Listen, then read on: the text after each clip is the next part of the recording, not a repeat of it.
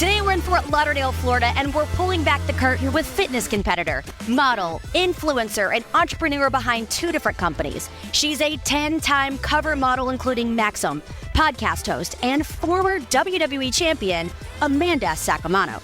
And of course, check us out on YouTube, where you'll find the show in its original intended format. I'm Mackenzie Mitchell, and welcome to Threads.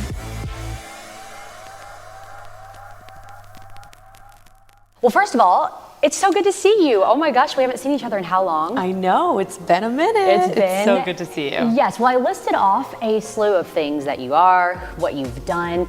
Did I miss anything? Well, yes, you did actually. Okay. I'm a deli clerk. Wow, who would have expected that, right? Who would have thought? So I've been helping out at my dad's deli for a long time now. We've had it for over 30 years, so obviously I kind of grew up in the business. So just recently, B and I have been having the time off from WWE. I was able to kind of help them revamp the store and kind of just get a fresh coat of paint. You know how it is, it gotta evolve. Well, let's get into wrestling. Let's talk about your time in WWE. Take me through your evolution of where you were day one to where you are today as who you are as a woman. Obviously, it took a long time, and I think with anyone, we all evolve, and you kind of never know where you're gonna end up, or character changes and whatnot. But overall, it was just like an amplified version of Amanda Saccomanno. Tough Enough Days was really when I found this exaggerated Mandy character and kind of just like ran with being like a little bit of a bitch and like a little bit of like a chip on my shoulder. Is there something that's been in your career since day one that has always stayed the same? Some symbolism, if you will, of Mandy Rose? Yeah, I would say the color gold was kind of with me throughout, no matter what my style was, what my vibe was. I felt like I always loved gold. No matter what I changed in the actual look of the gear, the gold boots stayed, or the gold accent stayed, and you know, Golden Goddess. So it was all makes sense. Exactly. Well, I was lucky enough to be a small part of your career when we were at NXT together. We had so much fun. I think at one point people actually thought we were going to like have a fight. Oh yeah, we were because we would have some moments backstage that it was just like we would feed off of ech other. It was a lot of fun, especially Toxic Attraction days.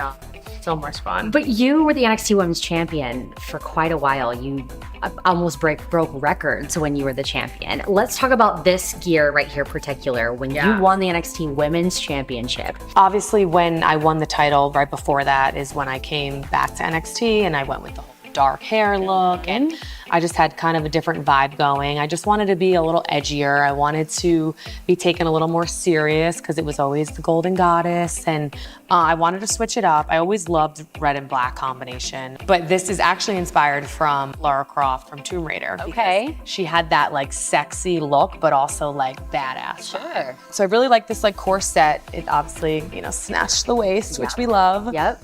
Leotard, and then the sides had like the cute drawstring. So I just wanted to switch it up. You know, my stomach was always out in all of my gear. I felt like, why don't I switch up the look a little bit? It's still really sexy. And it's a big moment in your career. Were you comfortable in this as opposed to wearing a two-piece?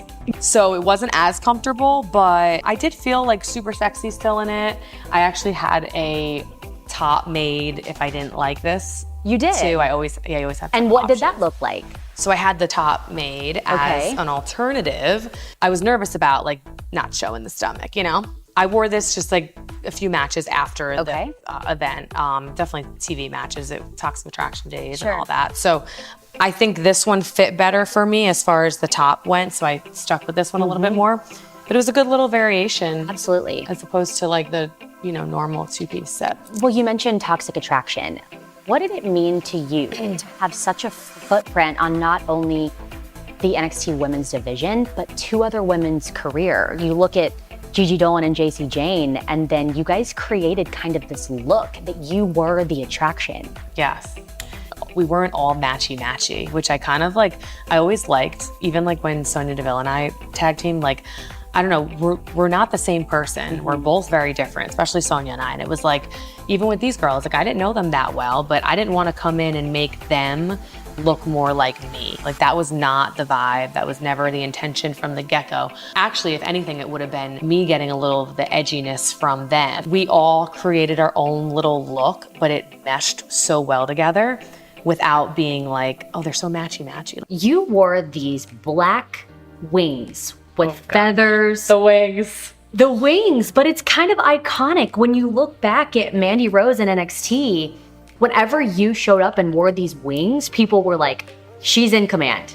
This is the HBIC. Tell me about these wings. I don't even think you know the full story about the wings, I don't think I do either, but I do remember you were like wanting these wings and you said, hey, where can I get wings? We're in Orlando, Florida. It's really quick. You're like, I need this turnaround. So I gave you Candice LeRae's number. Yes. And we messaged Candice. That was, okay. But Candice didn't have wings that made sense because she's like... It was more like...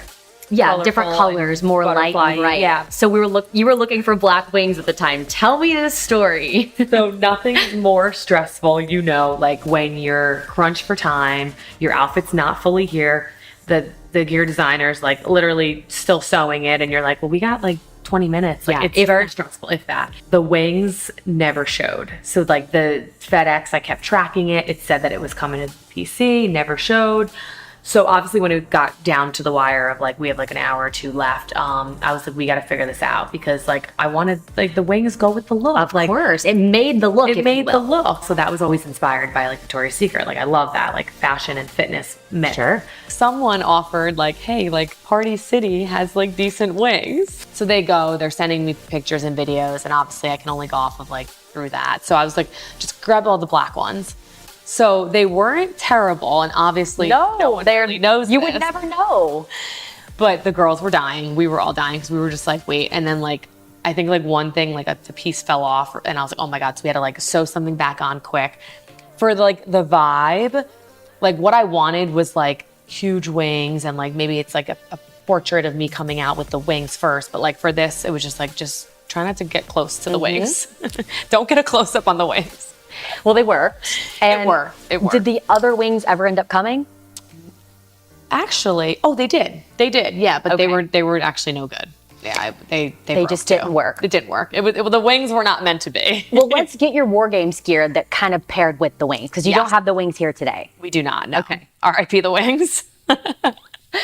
Love this. The feathers, the leather, all of it together. That might be my second favorite. Me too. Tell me about this gear. So obviously similar to the red when I won the title, but I felt like I was in like pleather a lot. Okay. So I just feel like that's another like Mandy Rose statement that I feel like I always did pleather, and I just loved the feathers on the bra. I feel like a lot of the girls too want to wear like sometimes street clothes. I did want to go with like the kind of like more just like all black, dark hair. And I never been, in a War Games match. So I did think it was suited well for that. For sure. Okay, so let's talk about another set of gear that was iconic in your NXT career, was unifying the NXT UK Women's Championship and the NXT Women's Championship. Yes, this gear was definitely symbolic for that match. So I loved this gear, actually. This was like one of my favorite cuts. Something about like the halter just gave like a great look with this. And then she also did like the velvet. Seeing it in person, all the details coming together, it's just beautiful. Fun little fact that I used to do with the bra, you might know this, but I used to always buy a bombshell bra from Victoria's Secret and have them put the gear over it. I was actually really honored to be in that match because I didn't really ever think like I would be in a match with those two women. It was really cool for me. I was super humble, but like in the moment, I knew I belonged there, and I was like, I'm just as good as these girls. I can fight with them. I can stand my own. So it was like a really, really cool experience. History making for sure. Yes, definitely. Okay, so there's been rumors all over the internet that you were supposed to win the Smackdown Women's Championship at WrestleMania 35. Can you confirm or deny that that happened? That was going to happen, I should say. Vividly, it's hard to remember, but I do remember moments of what happened, and I don't think I've ever shared this anywhere either, but it was very, upsetting because it was like one of those moments that could have been really cool for me, but then it was just like, oh, maybe next time.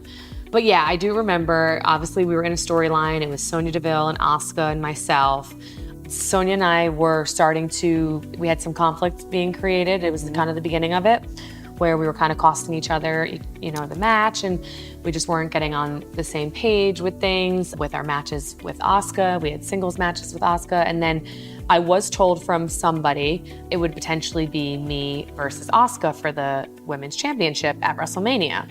which I was like, whoa. I don't even think I really like believed it though, to be honest. Yeah, like, and even conceptualize that, because that's a big moment. It's a super big moment. I was kind of just taking it with a grain of salt.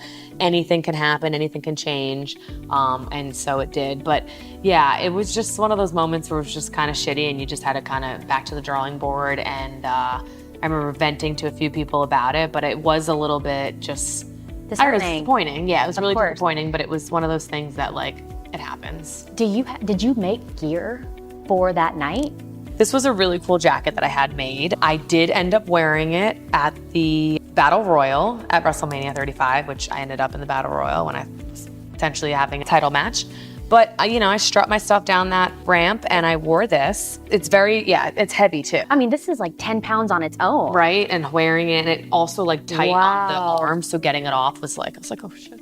But yeah, no, I thought it was really cool, and I probably had some ideas of maybe wings back then to go out if I did have that match, because it would have been really special, but I never had wings made. Well, this is cool in itself. This is cool, yeah, for sure. So let's fast forward to WrestleMania 36. You had this ultimate golden set of gear. It's probably my favorite. Is it? Yes, absolutely, that you've ever worn. It's so iconic, in my opinion. Can we bring that out and talk about that? Yes, let's do it. It was kind of unfortunate because it was during COVID, so it was obviously at the PC Performance Center. So I just went with like a different designer that I would use here and there. She concentrated a little bit more on like the fashion side of the gear.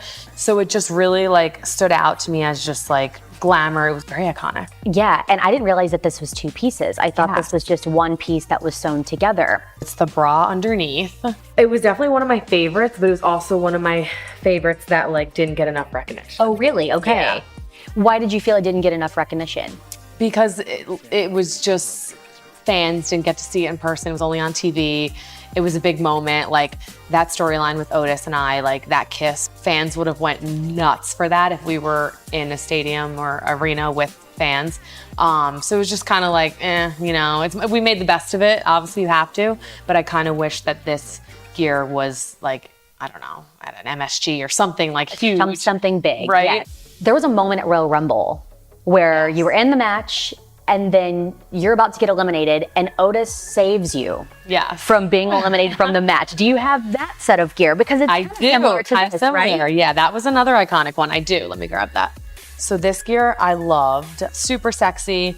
The only problem with this one was that I had a really big wedgie most of the time, so I got in trouble for wearing it. Yeah.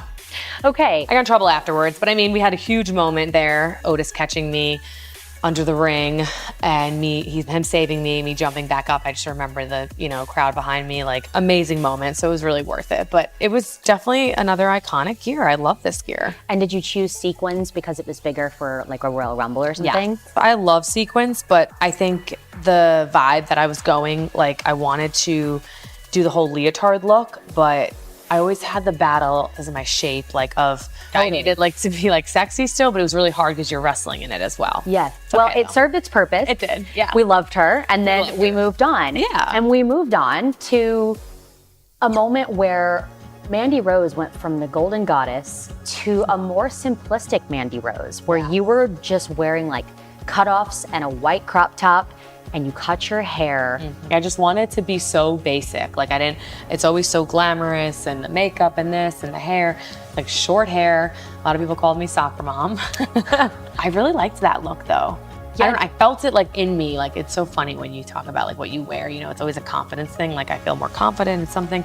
And I just felt confident that I was just like ready to just like, I don't know, I felt like I could do anything in it. Like nothing was gonna fall out. Like I felt like for a lot of times, a lot of my gear, it's always like, do I feel situated? Yeah. Mm-hmm. Is there a set of your gear that you had the idea, you said, let's just make it, this sounds awesome, and then it came out and you're like, whoa, this is not at all what I was expecting it to look like or be like? Yeah, I mean, there's definitely a few of those, but I definitely have one right over there. Oh, let's show it. Let's talk about it. Okay, so this. Do you want to try it on for us? Do you want me to model in this real quick Did you ever wear it? I did actually. You did wear it? I did. Okay. The girls convinced me to wear it, but I was really torn.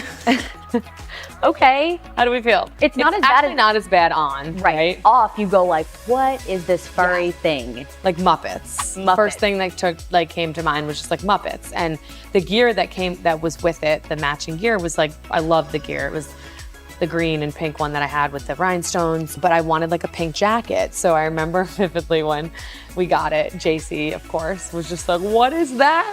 And I was like, no good. It's like that meme that's like, what are those? Yeah, what are those? What do you do with something like those? Just sit in your closet? Yeah, it does. It was a moment remembered, and then we moved on to I wanted. Well, Amanda, thank you so much. It has been so much fun chatting and getting to hang out. We've talked about the past, but what are you doing now? So I have a lot of things going on. It's so crazy.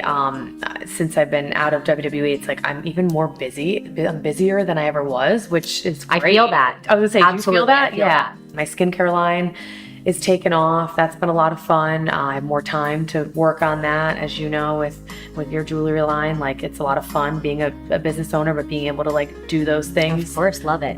Yourself. So that's been fun. And then getting married this year. Congratulations. So, thank you. So a lot of exciting stuff. And yeah, you guys can follow all the up-to-dates on my socials at Mandy Sacs on Instagram, Twitter, TikTok. It's all the same. Well, thanks, guys. Make sure you're subscribed and like the video. Yes.